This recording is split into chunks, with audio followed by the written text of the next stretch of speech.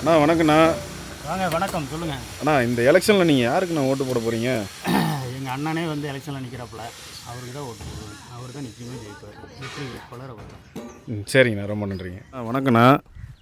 நீங்கள் வந்து இந்த 2026 எந்த கட்சிக்கு நான் ஓட்டு போட போகிறீங்க? நாங்கள் பரம்பரையாக ஒரே கட்சி தாங்க. எந்த கட்சி மாற்றிலாம் போடுறதில்ல, மாறவே மாட்டோம். சரிங்க அண்ணா. வணக்கண்ணா. இந்த வரப்போகிற தேர்தலில் வந்து நீங்கள் யாருக்குண்ணா நீங்கள் ஓட்டு போட போகிறீங்க? நாங்கள் பரம்பரையாக ஆதி காலத்து கட்சி தாங்க போடுவோம். அதே கட்சி தான் போடுவோம். அதே கட்சி தான் போடுவோம்.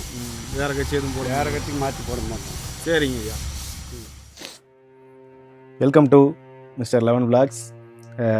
இந்த வீடியோலாம் பார்த்தீங்களா? நல்லா இருந்திருக்குன்னு நினைக்கிறேன். என்னென்னா இதில் யாரோ ஒருத்தர் வந்து மைக்கு நீட்டு திடீர்னு நீங்கள் எந்த கட்சிக்கு ஓட்டு போட போகிறீங்க அப்படின்னு ஒருத்தர் கேட்குறாரு. உடனே வந்து நாங்கள் வந்து பரம்பரையாக இந்த கட்சிக்கு தான் போட்டுட்ருக்கோம் அப்படின்னு ஒருத்தர் சொல்கிறாரு. நான் இந்த வீடியோவில் வந்து நான் சொல்ல வேண்டாம்னு சொல்லிட்டேன். ஏன்னா நீங்கள் வந்து உங்கள் விருப்பம், நீங்கள் யாரும் சொல்லக்கூடாது அப்படின்னு சொல்லி தான் நான் வந்து அந்த பற்றி எடுத்தேன். அதே மாதிரி தான். ஏன்னா பரம்பரையாக ஒருத்தர் பார்த்தீங்கன்னா 2வது ஒரு வீடியோவில் பாருங்கள், பரம்பரையாக நாங்கள் ஒரு கட்சிக்கு தான் போடுவோம் அப்படின்னு சொல்கிறாரு. ஆனால் அவருடைய வாழ்வியல் வந்து அப்படியே தான் இருக்குது. வீட்டுக்கு குடிநீர் வசதி கிடையாது. ஒரு இடத்துலேருந்து இன்னொரு இடத்துக்கு தண்ணி கேனை தூக்கிட்டு போயிட்டு இருக்கிறாரு. அவர் கிராமத்து சைடில் தான் இருக்கார். ஆனால் வந்து குடிநீர் வசதி கிடையாது. அப்படி இருக்கும்போது இவர் பரம்பரையாக ஓட்டை போட்டு யாருக்கு போடுறாரு, எதுக்கு போடுறாரு, என்னத்துக்கு போடுறாருன்னே தெரிய மாட்டேங்குது. அப்படி போட்டுட்ருக்காரு. சரி போட்டான், அது அவருடைய உரிமை. அவருக்கு யாருக்கோ ஒன்றுக்கு போட்டான். இப்படி தான் போயிட்டுருக்கு நிலைமை. என்னென்னா 2 நாளைக்கு முன்னாடி ஒரு கால் நமக்கு ஒரு அழைப்பு வந்தது. அந்த அழைப்பில் என்னென்னா, நாங்கள் வந்து சென்னை பல்கலைக்கழகத்துலேருந்து பேசுகிறேங்க. உங்கள் தொகுதியில் வந்து 4 பேர் போட்டிடுறாங்க, 4 பெரிய கட்சிகள் போட்டிடுது. அதில் வந்து யார் வந்து ஜெயிப்பாங்கன்னு நீங்கள் நினைக்கிறீங்க அப்படின்னு கேட்குறாங்க. இதில் நான் வந்து என்னுடைய கருத்தை நான் சொல்லணும் அப்படின்னு எதிர்பார்க்குறாங்க. சார் அடுத்த மாதம் எலெக்ஷனுக்கோசரம் சின்ன சர்வேல எடுக்கிறோம் சார். சார் நீங்கள் மேட்டூர் சட்டமன்ற தொகுதியா சார்? ஆமாம் சார். இப்போ வர தேர்தலில் மேட்டூரில் எந்த கட்சி ஜெயிக்கணும்னு நீங்கள் விருப்பப்படுறீங்க? அதிமுகவா, திமுகவா, தாவேகாவா, நாம் தமிழரா? சார் அது என்னோட பர்சனல் சார். அது எப்படிங்க சார் நான் வெளியே சொல்ல முடியும்? சார் உங்களோட பர்சலா? சார் இப்போ இவங்க வந்தாங்கன்னா ஜெயிப்பாங்க சார். நாங்கள் ஒரு பல்கலைக்கழகம் ஸ்டூடெண்ட் சார். நான் சென்னை பல்கலைக்கழகம் ஸ்டூடெண்ட் சார். சார் பல்கலைக்கழகம் சார், பல்கலைக்கழகம்ல. என் வாய் கொஞ்சம் திக்கு சார். சொல்லுங்கள் சார்.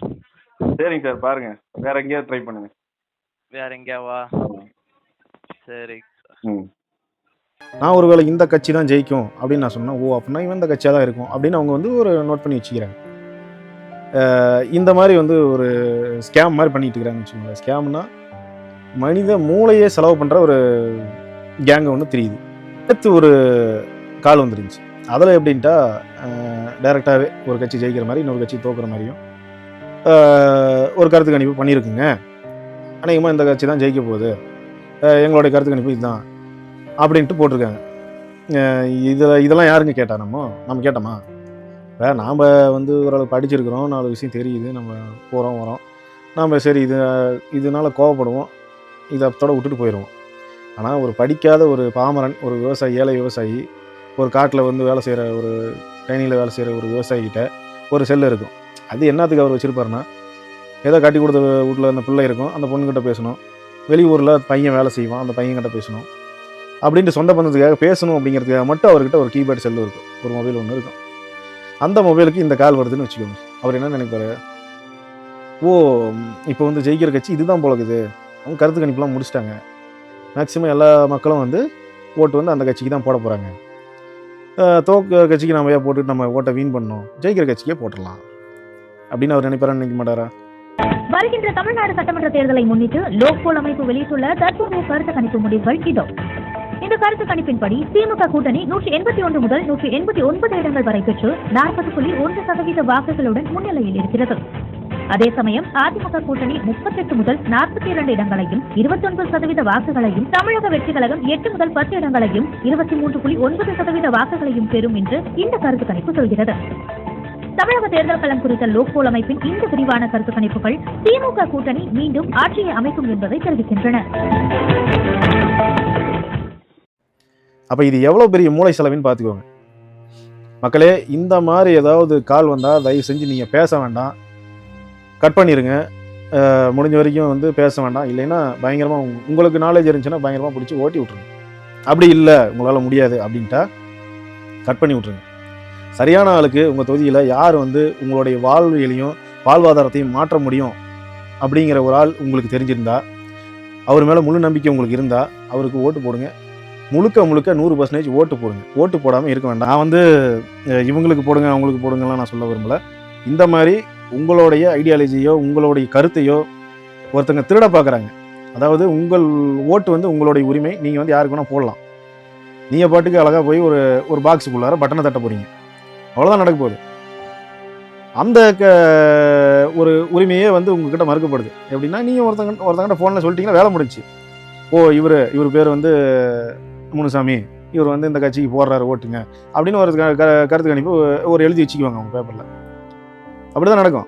ஏன்னா உங்களுடைய உரிமையை உங்களுடைய ரகசியத்தை உங்களோட வச்சுக்கோங்க. தயவு செஞ்சு வெளியே சொல்ல வேண்டாம், சரிங்களா? உங்களுக்கு யார் உங்கள் தொகுதியில் நல்லது பண்ணுவாங்க அப்படின்னு உங்களுக்கு வந்து முழுக்க நம்பிக்கை இருக்கும், அவங்களுக்கு ஓட்டை போடுங்க. ஓட்டு போடாமல் வீட்டில் இருக்க வேண்டாம். முழுக்க 100% ஓட்டு போட்டுருங்க. இது வந்து ஜனநாயக கடமை அப்படின்னு சொல்கிறாங்க. அதனால் போட்டுருங்க போய், சரிங்களா? இங்கே யாரும் காமராஜரோ கக்கனோ எம்ஜிஆரோ கிடையாது. போகும்போது ஒரு வேட்டிங் துண்டு தான் இருக்குதுன்னு கணக்கு காட்டுறதுக்கு.